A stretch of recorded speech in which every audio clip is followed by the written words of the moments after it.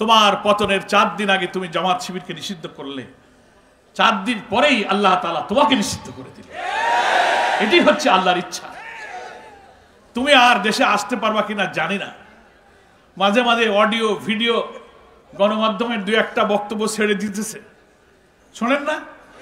তোমরা চালায় যাও না আপা, আপনার জন্য খুব মায়া লাগে, আপনি আসেন, এই জায়গায় আমরা দেখবানে, হেন তেন বলে। না, তোমরা চিন্তা করো না, আমি পাশে আসি, ঢুকে পড়বানে। শুনছেন আপনারা? শুনছেন না? আমরা বলছি আসেন, ঢুকে পড়েন। আমরা একেবারে গেট টেট সাজায় মালা দিয়ে বরণ করার জন্য বসে আছি। আপনার এই হত্যাকাণ্ড, আমরা দুর্বল হতে পারি, আমরা অসহায় ছিলাম। আমাদের আপনারা হাত পা বেঁধেছেন, ডান্ডা বেড়ি পরিয়েছেন, হাত কড়া পরিয়েছেন, কথা বলতে দেননি, মিটিং করতে দেননি। 3-4 জন লোক বাড়িতে বসলে ধরে নিয়ে বলেছে নাশকতার ষড়যন্ত্র করতেছ, হাতে বোমা দিয়ে মামলা দিয়েছ। আমাদের কিছু করার ছিল না, কিন্তু আমাদের সৃষ্টিকর্তা মহান রবের তো অনেক ক্ষমতা, অনেক শক্তির মালিক। সেই তোমার ফাইলটা এখন তার হাতে, ফাইলটা আল্লাহ ডাইরেক্ট হ্যান্ডেল করতেছে। কি বলেন, ঠিক কিনা? 200-র উপরে মামলা হয়ে গেছে ট্রাইব্যুনালে, রেড অ্যালার্ট জারি হয়েছে, ওয়ারেন্ট জারি হয়েছে, ভিসা বাতিল হয়ে গেছে। আপনি এখন টপ করে ঢুকে পড়েন। নির্বাচনটা সুষ্ঠু করতে গেলে অন্তত কয়েকটা অর্গানকে মেরামত করা লাগবে। Election commission, police administration, civil administration, judiciary, কনস্টিটিউশনের কিছু জায়গা আছে, অন্তত 6-7টা জায়গা আপনি সংস্কার না করে প্রশাসনের রন্ধে রন্ধে ফ্যাসিবাদের দোসররা এখনো ঘাপটি মেরে বসে আছে। এই ওসি, এই এসআই, এই ইউনো, এই ডিসি, এই সচিব রেখে আপনি ভোট করবেন, 14, 18, 24-এর মতো ভোট হবে। তাহলে আমাদের জাতির সমস্ত রক্তদান বৃথা যাবে। আসসালামু আলাইকুম রহমতুল্লাহ। সুপ্রিয় দর্শক, বাংলাদেশ জামাতে ইসলামী পুরা বাংলাদেশ প্রতিটা জেলায় জেলায় কর্মী সম্মেলন করতেছে। আপনারা জানেন, যেখানে আমিরে জামাত প্রধান অতিথি হতে পারতেছেন না, সেখানে সেক্রেটারি জেনারেল অধ্যাপক মিয়া গোলাম পরোয়ার প্রধান অতিথি হচ্ছেন। তো জামাতে ইসলামের যে সাংগঠনিক শক্তি, এটা বাংলাদেশে অন্য কোনো দলের মধ্যে নেই। যদি আমিরে জামাত এখনই একটা ঘোষণা দেয় যে আপনাদের এটা করতে হবে, সেটা সেই শহর থেকে গ্রাম লেভেল পর্যন্ত সবাই সেটা মেনে চলে। কিন্তু অন্যান্য দলে আমরা সেটা দেখি না। যেমন বিএনপির হাইকমান্ড যারা আছে, তারা বলতেছে তোমরা চাঁদাবাজি বন্ধ করো, লুটতরাজ বন্ধ করো, কোনোভাবেই থামানো যাচ্ছে না। তারা চাঁদাবাজি তো করতেছে এবং 2 পক্ষের মধ্যে সংঘর্ষ হয়ে এই পর্যন্ত প্রায় 50-এর মানুষ মারা গেছে বিএনপির ভিতরের নিজেদের লোক, নিজেদের কোন দলে। কিন্তু জামাত শিবিরের ভিতরে এটা নেই। জামাত শিবিরেরা চাঁদাবাজি করে না, লুটতরাজ করে না, ধর্ষণ করে না, বা নিজেদের মধ্যে কখনো মারামারিও করে না। তো প্রিয় দর্শক, সম্প্রতি গাজীপুর জেলা জামাতের কর্মী সম্মেলন অনুষ্ঠিত হয়েছে। সেখানে আমিরে জামাত প্রধান অতিথি হতে পারেননি, কিন্তু সেক্রেটারি জেনারেল অধ্যাপক মিয়া গোলাম পরোয়ার সাহেব তিনি প্রধান অতিথি হয়েছেন এবং সেখানে অসাধারণ একটা বক্তব্য দিয়েছে। তো এই বক্তব্যটা আমার কাছে খুবই ভালো লেগেছে, এই কারণে আপনাদের সাথে শেয়ার করলাম। তো বেশি দেরি না করে চলুন আমরা অধ্যাপক মিয়া গোলাম পরোয়ার সাহেবের সেই পুরো বক্তব্যের ভিডিওটা দেখে আসি।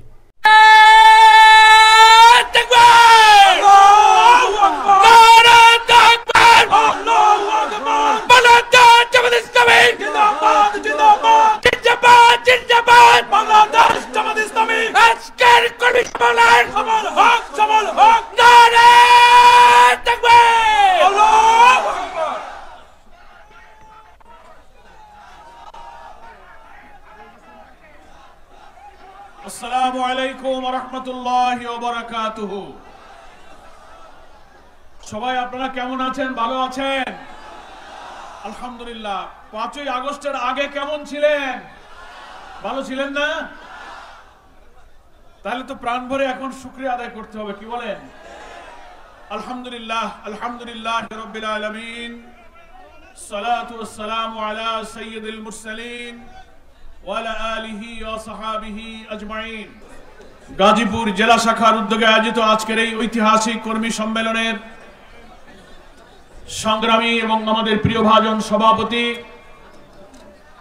বাংলাদেশ জামাত ইসলামীর কেন্দ্রীয় মজলিসে শুরার সদস্য, গাজীপুর জেলার সম্মানিত আমির, বিশিষ্ট শিক্ষাবিদ নেতা ডক্টর জাহাঙ্গীর আলম, আপনারা দেখতে পাচ্ছেন মঞ্চে উপস্থিত আছেন আজকের এই সম্মেলনের বিশেষ অতিথি জামাত ইসলামীর কেন্দ্রীয় নির্বাহী পরিষদের সদস্য, কেন্দ্রীয় সাংগঠনিক সেক্রেটারি জননেতা অধ্যক্ষ ইজ্জতুল্লাহ, মঞ্চে উপস্থিত আছেন জামাত ইসলামীর কেন্দ্রীয় কর্মপরিষদ সদস্য, গাজীপুর মহানগরীর সম্মানিত আমির অধ্যাপক জামাল উদ্দিন সাহেব, মঞ্চে উপস্থিত আমাদের সকলের শ্রদ্ধাভাজন বর্ষিয়ান জননেতা, এই গাজীপুরের বৃহত্তর গাজীপুরের সংগ্রামী জেলা আমির ছিলেন, এখন অঞ্চল টিমের সম্মানিত সদস্য জনাব আবুল হাশেম খান, এখানে উপস্থিত আছেন গাজীপুর জেলা এবং মহানগরীর সম্মানিত অন্যান্য নেতৃবৃন্দ, ইসলামী ছাত্র শিবির, শ্রমিক কল্যাণ ফেডারেশন সহ বন্ধু সংগঠনের অনেক নেতৃবৃন্দ উপস্থিত আছেন, আমাদের অমুসলিম ভাইরা আছেন, সাংবাদিক বন্ধুগণ, প্রশাসনের পক্ষ থেকে যারা আজকের এই সম্মেলনের সেবা এবং খেদমতের দায়িত্বে নিয়োজিত আছেন মুআজ্জাজ উলামায়ে কেরাম, তরুণ যুবক ছাত্র সমাজ এবং মুক্তিযুদ্ধের ঐতিহ্য এবং সংগ্রামের স্মৃতিবাহী এই গাজীপুর, জুলাই গণ অভ্যুত্থানের বিপ্লব এবং অনেক রক্তাক্ত লড়াইয়ের অংশীদার এই গাজীপুরের জেলার বিভিন্ন উপজেলা, গ্রাম, ইউনিয়ন থেকে পৌষের এই কুয়াশা এবং শীতকে ভেদ করে যারা মুক্তিযোদ্ধা কলেজ মাঠের এই ঐতিহাসিক সম্মেলনে হাজির হয়েছেন, আমার সেই প্রিয় সংগ্রামী গাজীপুরবাসী। আমি শুনলাম বাংলাদেশ জামাত ইসলামীর গাজীপুরের জেলার উদ্যোগে ইতিহাসে এটাই হচ্ছে সবচেয়ে বড় কর্মী সম্মেলন। আমরা 5 আগস্টের আগে কি সম্মেলন করতে পারতাম? সম্ভব ছিল না। তো আল্লাহ তাআলার কাছে আসুন আমরা আরো একবার হৃদয়ের সমস্ত প্রশান্তি এবং তৃপ্তি দিয়ে আমাদের যে রব গফুরুর রহিম আল্লাহ তাআলা আমাদের জাতির উপর থেকে স্বৈর শাসনের জগদ্দল পাথরকে সরিয়ে দিয়ে মুক্ত বাতাসে স্বস্তির নিঃশ্বাস ফেলার তৌফিক দিয়েছেন, আমরা সেই রব্বুল আলামিনের কাছে শুকরিয়া জানাই আলহামদুলিল্লাহ। আমরা একটা কালো যুগ পার করেছি, প্রায় 18 বছর। 15 বছরের সাথে আরো যোগ করতে হবে। 2006 সালের 28 অক্টোবর রাজধানীর পল্টনে প্রকাশ্য দিবালোকে খুনি, সন্ত্রাসী, ফ্যাসিস্ট, স্যাডিস্ট, সমস্ত গুম, হত্যাকাণ্ড, রিমান্ড, ক্রসফায়ারের মাস্টারমাইন্ড শেখ হাসিনার নির্দেশে পল্টনে লগি বৈঠা নিয়ে আমাদের 7 জন তরুণ নেতাকে পিটিয়ে পিটিয়ে সাপের মতো হত্যা করেছিল। তাদের মৃতদেহের উপরে উঠে তারা নিষ্ঠুর ভাবে লাফালাফি করে নাচানাচি করেছিল। আপনারা সেই ইতিহাস, সেই ছবি, সেই ভিডিও কি ভুলে গেছেন? সেই 6 সালের 28 অক্টোবর থেকে বাংলাদেশের রাজনীতিতে গণতন্ত্রের যে অভিযাত্রা আমরা শুরু করেছিলাম 90-এর গণ অভ্যুত্থানের মধ্য দিয়ে, সেই 28 অক্টোবরই বাংলাদেশ তার পথ হারিয়ে ফেলেছে। সেই 28 অক্টোবর থেকে বারবার ভারতীয় আধিপত্যবাদীদের এই দেশীয় দালাল সেবাদাস চক্ররা ক্ষমতার মসনদে বারবার বসার ষড়যন্ত্র করেছে এবং 24 সালের সেই 5 আগস্ট পর্যন্ত 17.5-18 বছর আমাদের উপর দিয়ে একটি কালো অধ্যায় আমরা পার করেছি। কেন আমরা এই কালো যুগ বলছি? আমাদের সংগ্রামী নেতৃবৃন্দ তার বক্তব্যে বলেছেন, এই সময় আমাদের কোনো গণতান্ত্রিক অধিকার ছিল না, রাজনৈতিক অধিকার ছিল না, ভোটাধিকার ছিল না, ধর্মীয় মূল্যবোধ, জাতি সত্তা পায়ের নিচে পিষে ফেলা হয়েছিল, অর্থনীতিতে চলেছিল লুটপাট, জুডিশিয়ারি বিচার অঙ্গনে কোন ন্যায় বিচার ছিল না, শাসন ক্ষমতায় ওই শেখ পরিবার, হাসিনার পরিবার, আওয়ামী লীগের সিন্ডিকেট কর্তৃত্ব করে ব্যবসা বাণিজ্য, চাকরি বাকরি তারা সবকিছু তছনছ করে দিয়েছে। ফলে আমরা সেই কালো যুগ 18টি বছর পার করেছি। কত মানুষ শহীদ হয়েছে, কত মানুষ আহত পঙ্গু হয়েছে, লক্ষ লক্ষ মানুষ কারাবরণ করেছে। এ জাতির কত শিশু, কত মা, কত স্ত্রী, কত পিতা আল্লাহর কাছে সিজদা দিয়ে চোখের পানি ফেলেছে, আল্লাহর কাছে মুনাজাত করে হাজারি করেছে, আল্লাহ তুমি এই অত্যাচারী শাসকের হাত থেকে এই জনপদকে উদ্ধার করো। আমরা জানি না আল্লাহ তাআলা কোন শাহাদাতকে কবুল করেছেন, কার ইখলাসকে কবুল করেছেন, কার মুনাজাত, কার চোখের পানি কবুল হয়েছে আমরা জানি না, কিন্তু 24 সালের 5 আগস্ট আসমান থেকে আল্লাহ তাআলার রহমতের ধারা বর্ষিত হয়েছে। আমি তখন কারাগারে ছিলাম।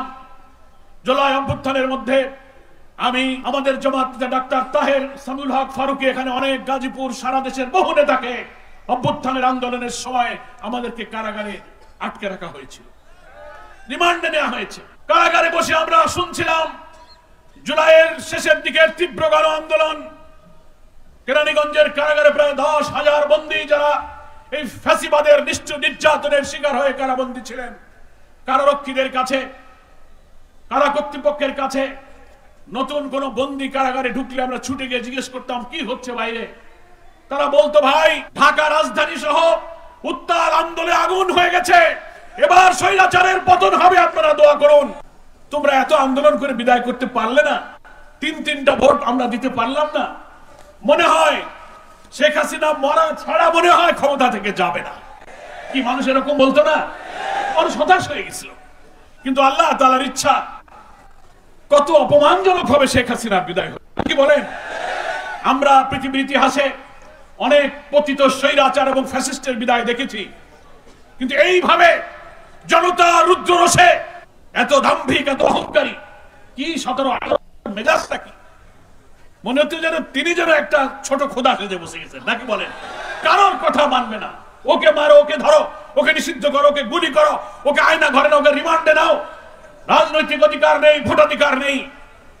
এত আত্মহমিকা, এত অহংকারী, দাম্ভিককে আল্লাহ তাআলা কখনো পছন্দ করেন না। আমরা মনে মনে এটা কামনা করতাম, নিশ্চয়ই আমাদের জন্য আল্লাহর রহমত অপেক্ষা করছে। আপনি চিন্তা করতে পারেন, আমাদের প্রিয় নেতৃবৃন্দ যারা জীবনে একটা মিথ্যা কথা বলে নাই, একটা টাকা হারাম খায় নাই, কোন মানুষকে কষ্ট দেয় নাই, অধ্যাপক গোলাম আজম, আল্লামা সাঈদী, মাওলানা নিজামী, কামারুজ্জামান, মুজাহিদ, মীর কাসেম আলী, কাদের মোল্লাদের মতো লোক, মাওলানা আবুল কালাম মোহাম্মদ ইউসুফ, মাওলানা আব্দুস সোবহান, মকবুল আহমদ, নাজির আহমদ, কত নাম বলবো, বারবার গ্রেফতার করে কারাগারে বৃদ্ধ বয়সে নিষ্ঠুর নির্যাতন করা হয়েছে। 5 জন নেতাকে ফাঁসিতে ঝুলিয়ে হত্যা করা হয়েছে। মিথ্যা মামলা, মিথ্যাবাদী, মিথ্যা সাক্ষী, মিথ্যা এজাহার, মিথ্যা ট্রাইব্যুনাল, মিথ্যা বিচারক, সাজানো রায় দিয়ে ইতিহাসের বর্বরতম জুডিশিয়াল কিলিং করে আমাদের নেতাদেরকে হত্যা করা হয়েছে। বিদেশ থেকে রায় লিখে দেওয়া হয়েছে। সেই হত্যাকাণ্ডের মাস্টার মাইন্ড হচ্ছে শেখ হাসিনা। কি বলেন ঠিক কিনা? আল্লাহ তাআলার বিচার। দুপুরে ভাতও খাওয়া জোটে নাই। কি ফেরাউনি স্বর্গ বানাইছিল, আমরা তো টের পাইতাম না। পরের দিন 6 তারিখ আমরা জেল থেকে বের হলাম। যখন এই খবর শুনলাম, জেলের ডেপুটি জেলার সুপার, জেলার সকলকে বললাম, বিএনপি আর আমরা জামাত নেতৃবৃন্দ যারা ওখানে ছিলাম কারাগারের ডিভিশনে, বললাম যে আপনারা টেলিফোন এনে দেন, আমরা এখন বাইরে কথা বলবো। তখন তো কারাগারের নিয়ন্ত্রণ আমাদের কাছে, আমরা যা বলি তাই হয়। 8টা-9টা টেলিফোন নিয়ে সুপার সাহেব হাজির। দুপুরবেলা ফোন দিতে লাগলাম, নেতৃবৃন্দ কোথায়, পরিবারের কি অবস্থা, তারা হাউমাউ করে কাঁদতে লাগলো। আমার মাকে আমি প্রথম ফোন দিলাম, ঢাকার বাসায় অসুস্থ মাকে নিয়ে এসেছিলাম। আমার কারাগারে থাকা অবস্থায় আব্বা ইন্তেকাল করলেন। মা আমার আব্বা হারিয়ে বড় ছেলের জন্য পেরেশান। মাকে বললাম তুমি আমার বাসায় চলো। মাত্র কয়েকদিন আগে মাকে আনলাম। 20 জুলাই রাত 2:30টার সময় আমার বাসা ঘেরাও করে মা কান্নাকাটি করতে লাগলেন, আমার ছেলে কয়েকদিন আগে জেল থেকে বের হলো, কেন তোমরা আজকে নিয়ে যাবা? আমি মাকে জড়ায় ধরে কপালে চুমু দিয়ে বলেছিলাম, মা এবার দেরি হবে না, তুমি দোয়া করো আমার জন্য। আমি যখন ফোন করলাম 5 আগস্ট লিখলে, মা তুমি কেমন আছো? মা আমাকে বলল, তোমাকে ধরার পরে আমাকে লোকেরা বলেছে তোমার ছেলে আবার জেলে গেছে, আর বেরোতে পারবে না। আমার মমতাময়ী অল্প শিক্ষিত মা আমাকে টেলিফোনে বলল, আমি তাদের বলেছি না, এই বাংলাদেশ নতুন করে স্বাধীন হবে, তারপর আমার ছেলেকে নিয়ে আমি খুলনায় যাব। আমি তো টেলিফোনে মার জবাব শুনে অবাক। আমার মা রাজনীতি বোঝে না, বৃদ্ধ, তার অন্তরে কি কথা আল্লাহ তৈরি করে দিলেন যে এই দেশ আবার নতুন করে স্বাধীন হবে আর আমার ছেলে কিনে আমি খুলনায় যাব। মাকে বললাম, মা তোমার দোয়া কবুল হয়েছে, আমি তাড়াতাড়ি আসবো বলেছিলাম, আমি চলে আসছি। তারপর আমি মাকে নিয়ে খুলনায় গেছি। প্রিয় গাজীপুরবাসী, দেশবাসীকে এই কথাগুলো আমি কেন বলছি? শুরুতে আমি বলেছি আমরা একটা কালো যুগ পার করেছি। হ্যাঁ, আমরা যদি কোনো অন্যায় করতাম, মাওলানা সাইদি নিজামীদের মতো নেক মানুষরা যদি একটা অপরাধ করতো, তাহলে মনকে বুঝ দেওয়া যেত। আল্লাহর এত প্রিয় নেক মানুষগুলোকে এই বৃদ্ধ বয়সে ফাঁসিতে জড়িয়ে ঝুলিয়ে তুমি ফাঁসি দিয়েছো। তোমার অন্তর কাঁপে নাই? আসমান কেঁপেছে, জমিন কেঁপেছে, বাংলাদেশ এবং দুনিয়ার সমস্ত আল্লাহ আল্লাহরা চোখের পানি ফেলেছে। আল্লাহর ঘরে কাবায় লুটিয়ে পড়ে আল্লাহর গোলামেরা সেজদা দিয়ে তোমার বিরুদ্ধে নালিশ করেছে। আল্লাহর আরশে সেই দোয়া হয়তো কবুল হয়ে গেছে। তাই ইতিহাসের নিষ্ঠুরতম ফ্যাসিস্টদের মতো পতিত স্বৈরাচার তুমি অপমানিত হয়ে বিদায় দিয়েছো। গেলে কোথায়? যেখানকার মাল সেখানেই চলে গেল। মাল তো ওইখানকার, কি বলেন? ওখানে গিয়ে উনি ষড়যন্ত্র করছেন। পাসপোর্ট বাস, পাসপোর্ট বাতিল, ভিসা নাই। আধিপত্যবাদী ভারত শাসন করছে এখন বিজেপির হিন্দুত্ববাদী সাম্প্রদায়িক সরকার। আমরা বলতে চাই, আন্তর্জাতিক কনভেনশন, জেনেভা কনভেনশন, সমস্ত কূটনৈতিক রীতিনীতি ভঙ্গ করে এত বড় খুনি অপরাধী হত্যাকাণ্ডের মাস্টারমাইন্ডকে কেন তুমি সেখানে আশ্রয় দিয়েছ? তাহলে আমরা এটা বলতে বাধ্য, 18 বছরের জুলুম, নির্যাতন, হত্যাকাণ্ড, লুটপাট, নিষ্ঠুরতার পেছনে তোমার হাত ছিল। তুমি তাকে কেন সাহায্য করেছো? বাংলাদেশ সরকারের পক্ষ থেকে ভারতকে চিঠি দেওয়া হয়েছে, তাকে ফেরত দেন, তাকে বিচারের আওতায় আনা হবে। ট্রাইব্যুনাল করেছিলে আল্লাহ আল্লাহ লোকদেরকে ফাঁসি দেওয়ার জন্য। আল্লাহর কি ইচ্ছা, সেই ট্রাইব্যুনালাই এখন তোমার জন্য ফাঁসির আয়োজন চলছে। কোথায় যাবা? ওমা তাশাউনা ইল্লা আইয়াশা আল্লাহু রাব্বুল আলামিন। তোমাদের কোনো ইচ্ছাই কাজে লাগবে না যদি আল্লাহর ইচ্ছা না হয়। কি বলেন, ঠিক কিনা? তুমি সারা জীবন ক্ষমতায় থাকতে চেয়েছিলে, ইসলামী রাজনৈতিক দল আলেম ওলামাকে কারাগারে রুদ্ধ করে, নিষ্ঠুর নির্যাতন করে, ইসলামী মূল্যবোধকে ধ্বংস করে দল নিষিদ্ধ করতে চেয়েছিলে। পতনের 4 দিন আগে বাঁচার আর কোনো উপায় নেই সে মনে করলে যে সব আন্দোলন, সব সংগ্রাম, সব বিদ্রোহ জামাত আর শিবির করতেছে। তো বাঁচার শেষ উপায় হলো জামাত শিবির নিষিদ্ধ করে দাও। ডুবন্ত মানুষ যখন সাগরে ডুবতে থাকে, বাঁচার কোনো পথ যখন পায় না, হাতড়াইতে থাকে, একটা শ্যাওলাও যদি পায় তো ওইটা ধরে বাঁচতে চায়। শ্যাওলা ধরে কি বাঁচা যায়? বাঁচা যায় না। তোমার পতনের 4 দিন আগে তুমি জামাত শিবিরকে নিষিদ্ধ করলে, 4 দিন পরেই আল্লাহ তাআলা তোমাকে নিষিদ্ধ করে দিলেন। এটাই হচ্ছে আল্লাহর ইচ্ছা। তুমি আর দেশে আসতে পারবা কিনা জানি না। মাঝে মাঝে অডিও ভিডিও গণমাধ্যমের 2-1টা বক্তব্য ছেড়ে দিতেছে, শোনেন না? তোমরা চালায় যাও না, আপা আপনার জন্য খুব মায়া লাগে, আপনি আসেন, এই জায়গায় আমরা দেখবানে, হেন তেন। বলে না, তোমরা চিন্তা করো না, আমি পাশে আছি, ঢুকে পড়বানে। শুনছেন আপনারা? শুনছেন? তা আমরা বলছি আসেন, ঢুকে পড়েন। আমরা একেবারে গেট টেট সাজায় মালা দিয়ে বরণ করার জন্য বসে আছি।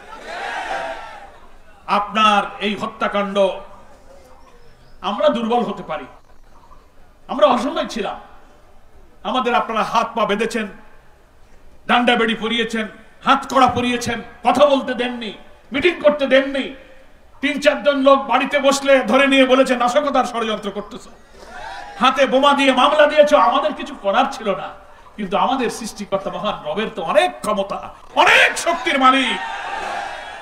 সেই তোমার ফাইলটা এখন তার হাতে, ফাইলটা আল্লাহ ডাইরেক্ট হ্যান্ডেল করতেছে। কি বলেন, ঠিক কিনা?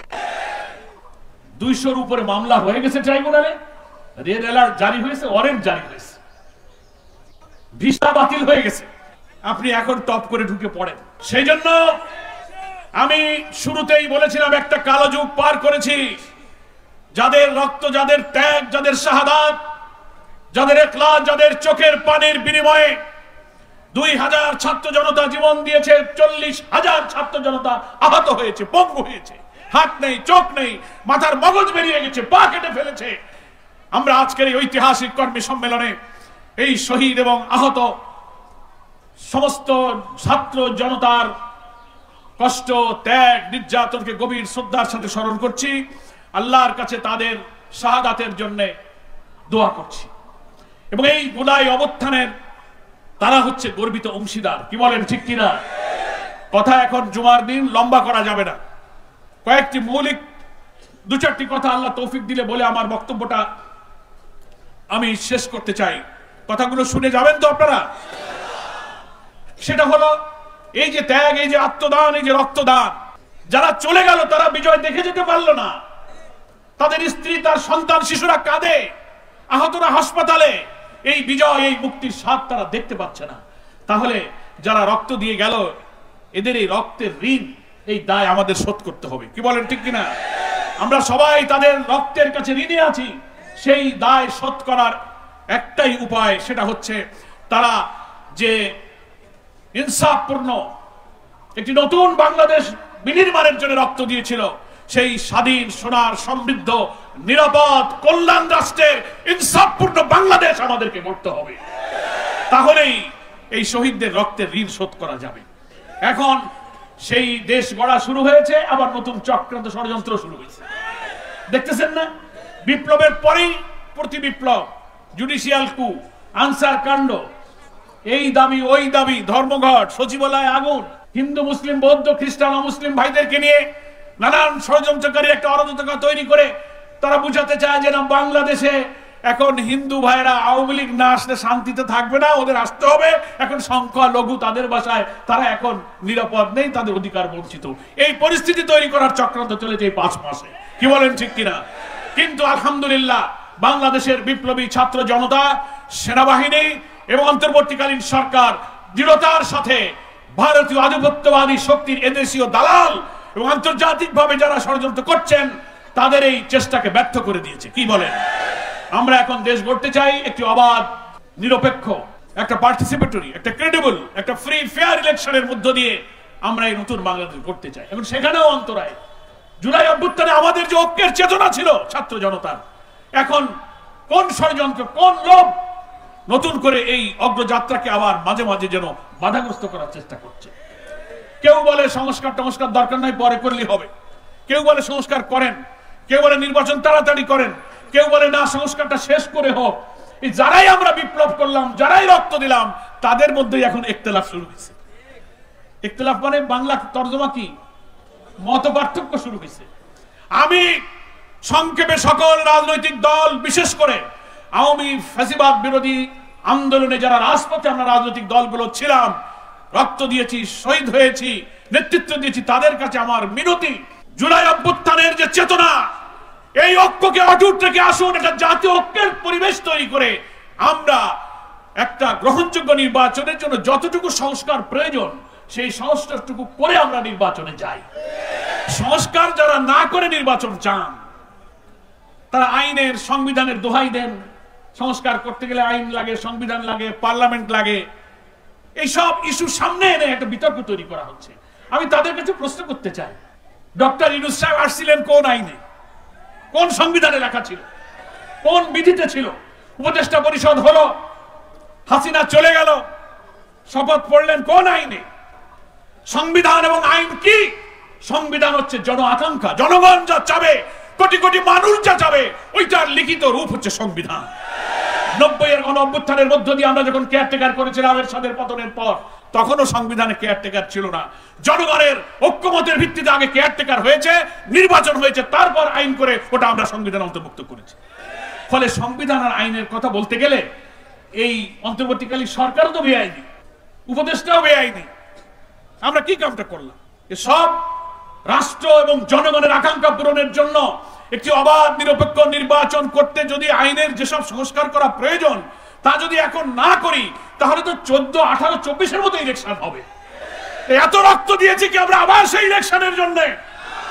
3টা ইলেকশন হয়ে গেল, বাংলাদেশের ভোটাররা ভোটের দিন রওনা দিয়েছে ভোট কেন্দ্রে, রাস্তায় আওয়ামী লীগ, পুলিশ লীগ, যুবলীগ, ছাত্রলীগ সব ঠেকাইছে, বলে যাও বাড়ি চলে যাও, ভোট হয়ে গেছে, ভোট দেওয়া লাগবে না।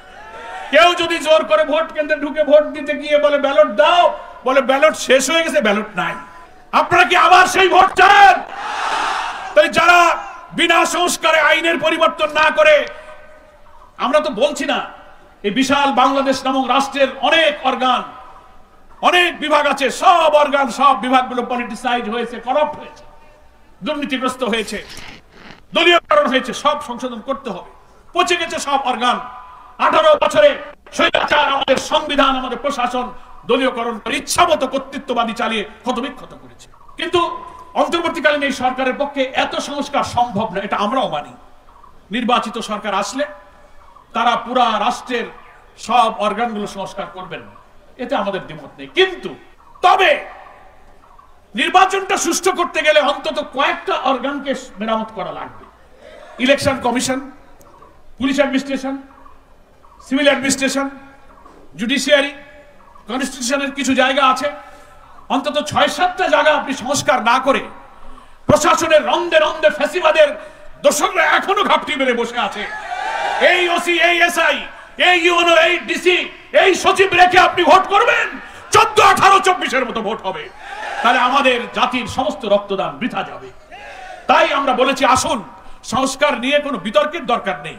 সুষ্ঠু নির্বাচনের জন্য নিশ্চয়ই কিছু আইন পরিবর্তন করতে হবে। জুলাই অভ্যুত্থানের গণ আকাঙ্ক্ষাই সেই পরিবর্তনের অধিকার রাখে। অন্তর্বর্তীকালীন সরকার অধ্যাদেশ জারি করুন, সংস্কার করুন। গভর্নমেন্ট যে রিফর্ম কমিশনগুলো গঠন করেছিলেন, সব মিলিয়ে 12-13টা রিফর্ম কমিশন, সমস্ত রাজনৈতিক দল, স্টেক হোল্ডারদের কাছে তারা পরামর্শ চেয়েছে। জামাত ইসলামীর সাথে তারা কথা বলেছে, বৈঠক করেছে। আমরাও আমাদের দলীয় ফোরামে আলোচনা করে আমরা সেই সব বিভাগ এবং অর্গান সম্পর্কে সংস্কার প্রস্তাব সরকারের দপ্তরে জমা দিয়েছি। জানুয়ারির 15 তারিখের মধ্যে রিফর্ম কমিশনের রিপোর্টগুলো হয়তো এসে যাবে। তাড়াতাড়ি সেই সংস্কার কমিশনের রিপোর্টগুলো বিশ্লেষণ করে যদি সংস্কারের কাজগুলো বাস্তবায়ন করে ফেলা হয় তো বেশি সময় লাগার কথা নয়। তারপরে একটা নির্বাচনের রোডম্যাপ আপনি ঘোষণা করুন। কি বলেন? এই কাজে সকলকে সহযোগিতা করতে হবে। যারা সহযোগিতা না করে আইন কানুন বিধি ইত্যাদি দোহাই দিয়ে নির্বাচনকে বাধাগ্রস্ত করা বা সমস্যা তৈরি করার চেষ্টা করবেন, বুঝতে হবে তারা সুষ্ঠু নির্বাচনে হলে হয়তো পরাজয়ের ভয় করছেন, অথবা মাস্তানি করে কেটে কুটে বাক্স ভর্তি করে আবার বিজয়ী হতে চান। বাইরে আমরা জামাত ইসলামী, আমরা তো ভোট কাটতে পারবো না, আমাকে তো মাস্তান নাই, আমাকে তো চাঁদাবাজ নাই, আমরা তো ভোট কেন্দ্র দখল করতে পারি না। ফলে নির্বাচন নিরপেক্ষ না হলে অসুবিধা আমাদের বেশি। এই জন্যই আমরা বলি, বাবারে তোমরা যারা কাটাকাটি করো, বাক্স টাক্স দখল করার অভ্যাস আছে, তোমরা একটু সবর করো। জনগণ যদি তোমাদের ভালোবাসে, মানুষের কাছে যাও, মানুষের দুঃখ কষ্টের পাশে দাঁড়াও, ভোটারদের খুশি রাখো। জনগণ চাইলে তোমরা ভোট পাবা, ভোট কাটবা কেন? ফলে আসুন একটা অবাধ প্রয়োজনীয় সংস্কার সেরে একটা অবাধ নির্বাচনের পরিবেশ তৈরিতে আমরা অন্তর্বর্তীকালীন সরকারকে সাহায্য করি। সবাই আমরা চেষ্টা করব। সেকেন্ড কথা হচ্ছে এই যে নতুন যে বাংলাদেশটা আমরা দেখতে চাই, সরকার একটা নির্বাচনের ধারণা পেশ করেছেন যে অমুক সময়ের মধ্যে নির্বাচন হওয়া সম্ভব। ঠিক আছে, আপনি সেই সময়ের মধ্যে নির্বাচনটা এমন ভাবে করেন যেন নির্বাচন কাটাকাটি আর মাসেল ম্যান আর কালো টাকার খেলা না চলে। মানুষ যেন নিরিবিলি ভোট কেন্দ্রে গিয়ে ভোটটা দিতে পারে। সব রাজনৈতিক দল জনগণের কাছে যাক, তাদেরকে উদ্বুদ্ধ করুক, তাদের প্রত্যেকে তার আদর্শ নিয়ে কথা বলুক।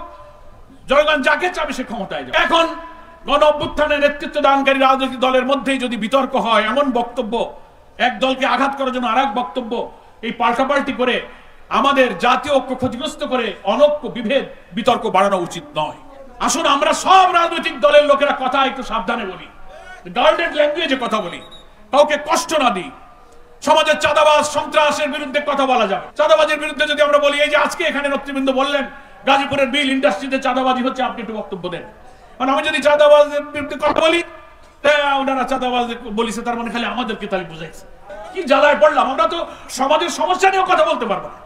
আমরা তো কোনো দলের নাম উল্লেখ করে কারোর বিরুদ্ধে কথা বলছি না, কি বলেন ঠিক কিনা? কিন্তু সামাজিক অপরাধটাকে তো আমাকে অ্যাড্রেস করতে। সেই জন্য গাজীপুর শিল্প অঞ্চলে চাঁদাবাজি চলছে। অনেক মিল মালিকরা আমাদেরকে বলেছেন তারা ব্যবসা বাণিজ্য কলকারখানা চালাতে পারছে না, বন্ধ করে দিন। দয়া করে গাজীপুর জেলা প্রশাসক, পুলিশ সুপার, মেট্রোপলিটন পুলিশের এখানে গাজীপুরের যিনি কমিশনার সাহেব আছেন, ওনার সাথে আমি ফোনেও কথা বলেছি। সকলের কাছে রিকোয়েস্ট করব, যে দলের হোক চাঁদাবাজ মস্তান, কল কারখানা বন্ধ করে চাঁদাবাজি করে অর্থনীতির চাকাকে যারা থামিয়ে দিতে চায় তাদেরকে গ্রেফতার করুন। কোন দল আর কোন মস্তান দেখার প্রয়োজন নেই। এখন তো ফ্যাসিস্ট খুনি আওয়ামী লীগের চাঁদাবাজরা মাঠে নেই, পালিয়ে গেছে। 300 এমপি খুঁজে পাওয়া যাচ্ছে না, মন্ত্রীও খুঁজে পাওয়া যাচ্ছে না। ফলে আপনার কিসের ভয়? যদি পুলিশ কমিশনার, জেলা প্রশাসক, এসপিরা এই চাঁদাবাজদেরকে ধরতে না পারেন, আমরা এবং জনগণ বিশ্বাস করতে বাধ্য হব যে আপনারা বোধহয় ফ্যাসিবাদের দোষরদের সাথে খাতির করে চলছে। আপনারা এটা করবেন না। মানুষকে শান্তিতে থাকতে দিন। বাংলাদেশের অর্থনীতির চাকাকে সচল রেখেছে এই শিল্প অঞ্চল অধ্যুষিত গাজীপুর। লক্ষ লক্ষ শ্রমিকের পদধ্বনি, কলকারখানার চাকায় মুখরিত এই গাজীপুর, সকাল থেকে রাত পর্যন্ত রাস্তায় রাস্তায় শ্রমিকের ঢল। এখানে যদি চাঁদাবাজির কারণে অর্থনীতির চাকা বন্ধ হয়ে যায়, লক্ষ লক্ষ মানুষ বেকার হবে, বিদ্রোহের আগুন জ্বলে উঠবে। আপনারা এক্ষুনি এই গাজীপুর শিল্পাঞ্চল, ঢাকা রাজধানী, তেজগাঁও, ডেমরা, চট্টগ্রাম, খুলনা, বিভিন্ন জায়গায় আপনারা এগুলো নজর দেন। দেশকে যদি আপনারা ভালোবাসতে চান, বাংলাদেশ জামাত ইসলামী এমন একটি নতুন বাংলাদেশে বিপ্লবের মধ্য দিয়ে নতুন বাংলাদেশ নির্মাণের স্বপ্ন দেখে, যেটা আমাদের বাংলাদেশের সংবিধানে মুক্তিযুদ্ধের যে চেতনার কথা বলা হয়েছে, যে লক্ষ্যের কথা বলা হয়েছে, সাম্য, মানবিক মর্যাদা, সামাজিক সুবিচার। 53 বছর আগে এই চেতনা ধারণ করে বীর মুক্তিযোদ্ধারা লড়াই করে প্রিয় জন্মভূমি বাংলাদেশকে স্বাধীন করেছিলেন। আমি আপনাদের প্রশ্ন করতে চাই, 53 বছরে আমাদের এই সমাজের সাম্য, আমাদের মানবিক মর্যাদা, আমাদের সামাজিক সুবিচার কি আমরা পেয়েছি? এখনো ভাত, কাপড়, শিক্ষা, চিকিৎসা, বাসস্থানের অভাবে কোটি কোটি মানুষ এখনো কষ্ট পাচ্ছে। এখনো রাজধানীর ফুটপাতে, আমি সেদিন চোখে পানি এসে গেছে, রাজধানীর একটা ফুটপাত দিয়ে আমি হাঁটছিলাম, আমার ছোট ছেলেটা আমার সাথে ছিল। দুপুর বেলা দেখি একটা ছোট্ট ছেলে, কাপড় চোপড় ময়লা মলিন ছেঁড়া, তার একটা ছোট্ট ভাইকে নিয়ে মানুষের হোটেলে খেয়ে ফেলে দেওয়া একটা গোশের হাড্ডি, সে হাড্ডিটা নিয়ে ওই ছোট বড় ভাইটা অর্ধেক খাচ্ছে, আর ছোট ভাইটার গালের মধ্যে তুমি একটু খাও। ফুটপাতে আমি, আমার চোখে পানি, আমি বললাম এ তোমার কি হয়? বলে স্যার আমার ছোট ভাই। তো তোমরা দুপুরে কিছু খাও নিয়ে কি খাইতেছো? বলে না এই গোশের টুকরা পাইছি, তা একটু ছিঁড়ে সে খায়, আর ছোট ভাইটাকে সে একটু মুখে তুলে দিই। আমি আর কষ্ট সহ্য করতে পারলাম না, আমি ওকে কিছু সাহায্য করলাম, তোমরা এটা দিয়ে কিনে দুপুরে খাবারটা খাও। আমি এই কথা এই জন্য বলছি, বাংলাদেশের প্রায় 4 কোটি মানুষ এখনো দরিদ্র, প্রায় 2 কোটি শিক্ষিত যুবক বেকার, দারিদ্র সীমার নিচে হতদরিদ্র মানুষ খাওয়ার কষ্টে ভুগছে কোটি কোটি মানুষ। সেই বাংলাদেশ নতুন করে নির্মাণের জন্য, ইনসাফপূর্ণ সুবিচারের বাংলাদেশের জন্য আমাদের এই হাজার হাজার লোকেরা রক্ত দিয়ে আমরা সেই বাংলাদেশ গড়তে চাই। জামাত ইসলামী বলেছে এই বাংলাদেশ হবে সুবিচারের বাংলাদেশ। সেই সুবিচার কে করবে? জামাত ইসলামী হাতে যদি আল্লাহ তাআলা রাষ্ট্রের দায়িত্ব দেন, আমাদের আমিরে জামাত ডাক্তার শফিকুর রহমান বলেছেন, আমরা শাসক হব না, আমরা এই জাতির খাদেম হয়ে সেবা করব। লুটপাট, চাঁদাবাজি, মাস্তানি, অর্থ পাচার, শেখ হাসিনা, তার বোন রেহানা, তার ভাগ্নি, তার মেয়ে, তার ছেলে জয়, পুতুল, টিউলিপ মিলে লক্ষ লক্ষ কোটি টাকা বিদেশে পাচার করেছে। ব্যবসা বাণিজ্য তাদের হাতে ছাড়া ছিল না। নতুন বাংলাদেশে এই সব লুটপাট আর হবে না। আমাদের অর্থনীতির নিরাপত্তা হবে। ইসলামের যে কল্যাণ রাষ্ট্র, ইসলামের যে সৌন্দর্য, beauty of Islam, welfare of ইসলামের জন্য আল্লাহর নবী হাদিসের মধ্যে যা বলেছেন, রাষ্ট্রের সকল মানুষের ভাত, কাপড়, শিক্ষা, চিকিৎসা, বাসস্থানের মৌলিক সব দায়িত্ব রাষ্ট্র গ্রহণ করবে। চাকরি দিতে হবে, কাজ দিতে হবে। হাদিসে আল্লাহ রাসূল বলেছেন, যাদের কাজ দিতে পারবে না রাষ্ট্র, বেকার যারা থাকবে, তাদের সংসার চালাবার মতো প্রত্যেক বেকারকে ভাতা দিতে হবে। অভাব এবং দারিদ্রতাই মানুষকে অপরাধের দিকে নিয়ে যায়। কি বলেন ঠিক কিনা? এই সোনার বাংলা, সুজলা সুফলা নদীমাতৃক সবুজ বাংলা আমার, জমিন কত উর্বর। আমরা যদি চুরি ডাকাতি দুর্নীতি বাদ দিয়ে শিল্প, কল কারখানা, কৃষি, অর্থনীতির চাকা চালু করতে পারতাম, তাহলে আমার এই বাংলায় খাদ্যের অভাব হতো না, দুর্নীতি হতো না। মানুষের চরিত্র যদি আমরা গঠন করতে পারতাম, নৈতিকতা ঠিক থাকতো। জামাত ইসলামী তাই অর্থনীতিকে একটি যাকাত ভিত্তিক বৈষম্যহীন অর্থনীতি কায়েম করবে। আল্লাহ তাআলা কোরআনে বলেছেন, সূরা নূরের 55 নম্বর আয়াতে, রাষ্ট্রে যদি দ্বীনের ভিত্তিতে কোনো রাষ্ট্র তোমাদের দায়িত্বে আসে, তোমাদের 4টি কাজ, আল্লাযিনা ইম্মাক্কানাহুম ফিল আরদ আকামুস সালাহ ওয়া আতুজ যাকাত আমরু বিল মারুফ ওয়া নাহাউ আনিল মুনকার। 4টে কাজ করবে। জাতিকে সালাতের মাধ্যমে আল্লাহর আনুগত্য এবং চরিত্র গঠন করতে হবে, রাষ্ট্রের প্রথম কাজ। 2 হচ্ছে সুদ মুক্ত, যাকাত ভিত্তিক, সুষম বন্টনের ভিত্তিতে একটি সুন্দর অর্থনীতি চালু করতে হবে। 3 হলো সমস্ত ভালো কাজের আদেশ করতে হবে, সব ভালো কাজ, আর সমস্ত মন্দ কাজ বন্ধ করতে হবে। বলেন এই 4টা কাজ হইলে একটা দেশ শান্তি হবে না? এটা আল্লাহই বলতেছেন। রাষ্ট্রের ক্ষমতা দায়িত্বে আছে তোমাদের এই কাম, কিন্তু আমরা করছি কি? সব উল্টা করছি। অনাচার, জুলুম, লুটপাট, সুদ, ঘুষ সব চালু আছে, আর সব মন্দ কাজ চালু হয়েছে, ভালো কাজগুলো বন্ধ হয়ে গেছে। কল্যাণ রাষ্ট্র আসলে আমরা তাই করব। ন্যায় বিচার হবে কোর্টে, যেটাকে আল্লাহ তাআলা কোরআন শরীফে সূরা হাদীদের মধ্যে বলেছেন, লাকাদ আরসালনা রুসুলানা বিল বাইয়িনাতি ওয়া আনজালনা মাআহুমুল কিতাবা ওয়াল মিজান লিয়াকুমা আন-নাসু বিল কিসত ওয়া আনজালনাল হাদীদ ফীহি বা'সুন শাদীদ ওয়া মানাফিউ লিন-নাস। আল্লাহ তাআলা বলছেন, আমি যুগে যুগে তোমাদেরকে রাসূল পাঠিয়েছি, বাইয়িনা পাঠিয়েছি, কিতাব পাঠিয়েছি, মিজান পাঠিয়েছি, এত হেদায়েত, এত আইন দিয়েছি। কি জন্য? লিয়াকুমা আন-নাসু বিল কিসত। কিসত মানে হচ্ছে সুবিচার। উলামায়ে কেরাম আছেন, আলেমে দ্বীনরা আছেন, কিসত আর শব্দের অর্থ হচ্ছে সুবিচার, যেটাকে ইংরেজিতে বলা হয় জাস্টিস। আমাদের ছেলেরা গণ অভ্যুত্থানের স্লোগান দিয়েছে, উই ওয়ান্ট জাস্টিস, আমরা সুবিচার চাই।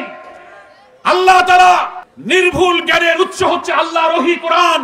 সেই কোরআনের যে আইন, কোরআনের যে ইনসাফ, সেই জাস্টিসের বিধানের ভিত্তিতেই মানবতার কল্যাণ সম্ভব। মানুষের তৈরি করা কোনো আইন দিয়ে কোনো সুবিচারপূর্ণ সমাজ প্রতিষ্ঠিত হতে পারে, কারণ মানুষ ভুল করতে পারে, মানুষ পক্ষপাতিত্ব করে, মানুষের উপরে শয়তান চড়া হয়, কিন্তু আল্লাহ তাআলা নির্ভুল জ্ঞানের উৎস হচ্ছে আল কোরআন। ওটাই হচ্ছে কিস্ত, ওটা হচ্ছে সুবিচার, ওইটাই হচ্ছে মিজান, ওটা হচ্ছে কিতাব, ওটা হচ্ছে বাইয়িনা। আল্লাহ রাসূলের সুন্নাহর মধ্যেই রয়েছে মানুষের জন্য সুবিচারপূর্ণ সমাজ, বিচার, অর্থনীতি। লিয়াকুমান নাসু বিল কিস্ত, নাস শব্দটা ব্যবহার করেছে সমস্ত মানব জাতি, হোল ম্যানকাইন্ড, হোল হিউম্যানিটিকে সুবিচারের উপরে দাঁড় করাতে পারে একটি ইসলামী সভ্যতা, ইসলামের কল্যাণ রাষ্ট্র, ইসলামের সুবিচারপূর্ণ ব্যবস্থা। জামাত ইসলামী সেই রাষ্ট্র কায়েম করতে চায়। সবাইকে আমরা রাজি আছি, যেখানে খাদ্যের অভাব থাকবে না, বস্ত্রের অভাব থাকবে না, অন্নহীন বস্ত্রহীন নিরন্ন মানুষের আহাজারি থাকবে না, সেই সমাজ, সেই রাষ্ট্র বাংলাদেশ দেখতে চায়। সেই স্বপ্নের নতুন বাংলাদেশ বিনির্মাণের স্বপ্নের সারথী বাংলাদেশ জামাত ইসলামীর আমির ডক্টর শফিকুর রহমান রাজধানী ঢাকা থেকে গ্রামে গঞ্জে পথে প্রান্তরে নগরে লক্ষ লক্ষ মানুষের কাছে ডাক দিয়ে সেই জাতীয় ঐক্যের ডাকে বলছেন, আমরা বহু শোষণ জুলুম দেখেছি, অবিচার দেখেছি, আসুন সুবিচারের নতুন বাংলাদেশকে আমরা একটু সৃষ্টি করি। জনগণের মধ্যে আমরা আশা আকাঙ্ক্ষা দেখতে পাচ্ছি, মানুষ বলেছে আমরা সব শাসন তো দেখেছি, কোরআনের সুবিচারটা আমরা একটু দেখি। গাজীপুরের মানুষ কি দেখতে রাজি আছে? তো এটা দেখতে হবে। সেই জন্য এখন থেকে মানুষের কাছে যাওয়া, জুলুম বন্ধ করা, চাঁদাবাজি বন্ধ করেন, দখলদারি বন্ধ করেন। আপনারা এখানে ভূমিহীনদের উচ্ছেদ না করে, আমরা বলছি যে সরকারি জায়গা যদি সরকারের কোনো কাজে লাগে আপনি নেন, ভবন বানান, উন্নয়নমূলক কাজ, মিল ফ্যাক্টরি, অফিস করেন, কিন্তু কোনো কাজে লাগাবেন না। একটা গরিব মানুষ হয়তো লিজ নিয়ে স্থানীয় চেয়ারম্যান, মেম্বার, পৌরকে বলে হয়তো কোনো রকম অস্থায়ীভাবে আছে, আপনি কেন তাকে উচ্ছেদ করবেন?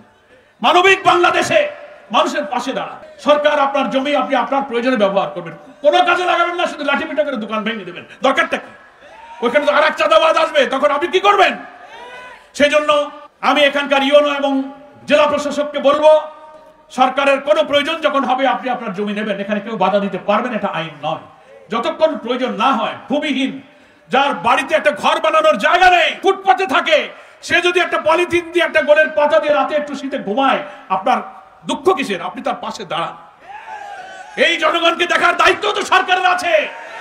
আমরা তো খাজনা ট্যাক্স দিই, কর দিই, আপনি তো বাড়ির টাকা এনে আমাদের সেবা করেন না, জনগণের খাজনা ট্যাক্সের পয়সা দিয়ে আমাদের সেবা করেন। তারা যার বাড়ি নেই, ঘর নেই, হয় তাদের জন্য ঘর নির্মাণ করে থাকতে দেন, আর নাইলে তাদের উপরে জুলুম করেন। এটা আমার অনুরোধ থাকবে। এবং বাংলাদেশ জামাত ইসলামের এই কর্মী সম্মেলনে যারা কর্মীরা এসেছেন, জুমার কারণে অনেকে হয়তো বিদায় নিয়েছেন, অনেক খতিব আছেন, আলেম আছেন, একটা আবেদন করে আমার বক্তব্য শেষ করতে চাই। এই যে এত কথা, এত নতুন বাংলাদেশ, এত আশা জাতির স্বপ্ন পূরণের জন্য জামাতের কর্মীদেরকেই তো কাজ করা লাগবে। আমাদের নেতা ইজ্জতুল্লাহ ভাই সে কথাই বলে, আমরা যারা ইসলামী আন্দোলনের কর্মী, আমাদের যে ইসলাম আমরা কায়েম করতে চাই, সেই ইসলামের অর্থনীতি, সমাজ, রাষ্ট্র, আইন, জুডিশিয়ারি, এগুলো আমাদের পড়তে হবে, বুঝতে হবে। নিজের চরিত্র, আমল, আখলাক আর কথা কাজের সাথে মিল রাখতে হবে। জনগণ যেন আপনাকে দেশে পাশের লোক, পাশের বাড়ির প্রতিবেশী বুঝতে পারে, জামাতের কর্মীর দিকে তাকালে মনে হয় আসলে এ হচ্ছে ইসলাম। এর নামাজ, এর লেনদেন, এর মুআমালাত, এর ব্যবসা বাণিজ্য, এর কথাবার্তা দেখে যেন ইসলামের আদর্শটা যেন ফুটে ওঠে। মানে চরিত্রের মধ্যে ইসলাম থাকতে হবে। আর জীবনের লক্ষ্য থাকবে যে এই ইসলাম সমাজে, রাষ্ট্রে কায়েম না হওয়া পর্যন্ত আল্লাহর সন্তুষ্টির উদ্দেশ্যে আমাদের সংগ্রাম। এই পড়াশোনা, এই চরিত্র, এই নৈতিকতা গাজীপুর জেলার সকল কর্মীরা অর্জন করে যদি আমরা মাঠে, উপজেলায়, ইউনিয়নে, ইউনিটে, ওয়ার্ডে, মহল্লায় দাওয়াত বাড়াতে পারি, জনগণকে আগামী নির্বাচনের 1 বছর হোক আর যতটুকু লাগুক আমরা জানি না, যতক্ষণ সরকার করবে যৌক্তিক সংস্কার করে, কিন্তু সময় আমরা বেশি পাবো না। তার আগে প্রতিটি ভোট কেন্দ্রে, প্রতিটি গ্রামের সকল নারী পুরুষের কাছে এই জামাতের দাওয়াত নিয়ে তাদেরকে এই ইসলামের কল্যাণ, ইসলামের সৌন্দর্যটা বুঝিয়ে আমাদের পাশে আনার চেষ্টা করব। সবাই আমরা রাজি আছি। আমি বাংলাদেশ জামাত ইসলামী কেন্দ্রের পক্ষ থেকে গাজীপুরের এই বিশাল কর্মী সম্মেলনে যারা সকাল থেকে সফর করেছেন, নেতৃবৃন্দ এই সুন্দর আয়োজন করে কতদিন ধরে পরিশ্রম করেছেন, সকলের জন্য দোয়া করি। সকলকে মোবারকবাদ জানিয়ে আপনাদের সকলকে আমার নিজের জন্য এবং আন্দোলনের জন্য, নেতৃবৃন্দের জন্য, আমির জামাতের জন্য দোয়া কামনা করে আমি আমার বক্তব্য শেষ করছি। আল্লাহ হাফেজ। ওমা তৌফিক ইল্লা বিল্লাহ। হাযা মা ইনদি ওয়াল ইলমু ইনদাল্লাহ। আলাইহি তাওয়াক্কালতু ওয়া ইলাইহি উনীব। আসসালামু আলাইকুম ওয়া রাহমাতুল্লাহি ওয়া বারাকাতুহু। দর্শক, আপনারা এতক্ষণ ধৈর্য ধরে অধ্যাপক মিয়া গোলাম পরোয়ার সাহেবের পুরো বক্তব্যের ভিডিওটা দেখলেন। তো আজকের এই ভিডিওটা আপনাদের কাছে কেমন লেগেছে তা অবশ্যই কমেন্ট করে জানিয়ে দিবেন। জামাত শিবিরের নিত্য নতুন ভিডিও পেতে আমাদের চ্যানেলটা সাবস্ক্রাইব করে রাখবেন। সকলকে ধন্যবাদ। আসসালামু আলাইকুম ওয়া রাহমাতুল্লাহ।